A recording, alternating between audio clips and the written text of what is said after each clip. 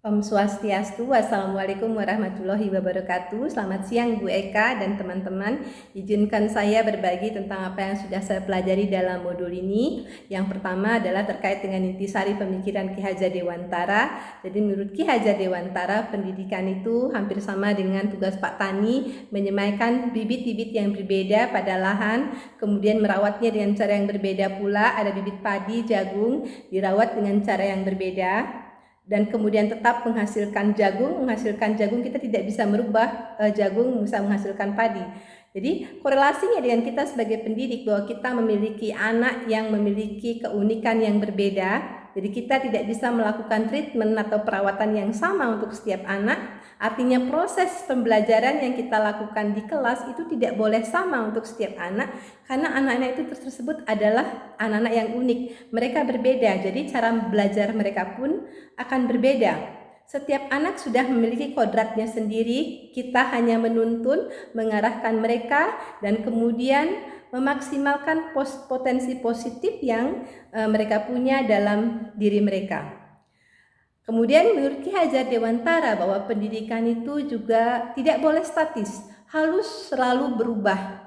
Pendidikan itu harus selalu berubah, namun perubahan itu harus tetap disesuaikan dengan keadaan atau kodrat zaman dan alam. Artinya, pendidikan yang kita lakukan kepada anak harus disesuaikan dengan zaman kapan anak itu tumbuh dan di mana mereka tumbuh. Artinya, anak yang hidup pada zaman milenial seperti sekarang tidak boleh mendapatkan treatment yang sama dengan anak yang hidup pada tahun 1990-an. Kemudian proses seperti apa yang mencerminkan pemikiran KHD tersebut di kelas?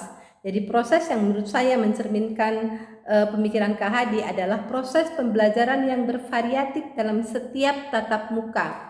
Jadi ini mungkin tidak gampang untuk dilakukan, tetapi kita bisa mulai dengan memetakan keunikan anak-anak tersebut. Mungkin kemudian bisa mengelompokkan mereka, mungkin sebagai awal mengelompokkan anak-anak yang memiliki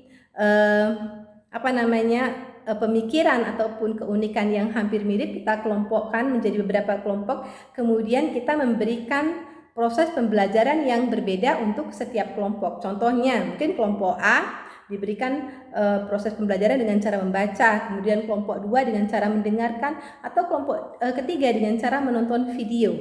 Nah, seperti itu. Kemudian proses pembelajaran yang sudah pernah saya lakukan di kelas dan berkaitan dengan pemikiran ini adalah saya pernah meminta anak-anak untuk memilih sendiri cara untuk belajar, karena ini adalah terkait dengan KD lagu waktu itu. Jadi saya membebaskan anak-anak, mereka boleh memilih cara sendiri untuk belajar. Jadi ada yang minta untuk hanya mendengarkan lagu kemudian menjawab pertanyaan. Kemudian ada juga yang hanya mau menonton kemudian membuat video sendiri, dan ada juga yang mau menulis lagu. Jadi saya bebaskan anak-anak untuk melakukan semua itu. Jadi itu yang sudah saya lakukan. Terima kasih Bu Eka dan teman-teman. Selamat siang.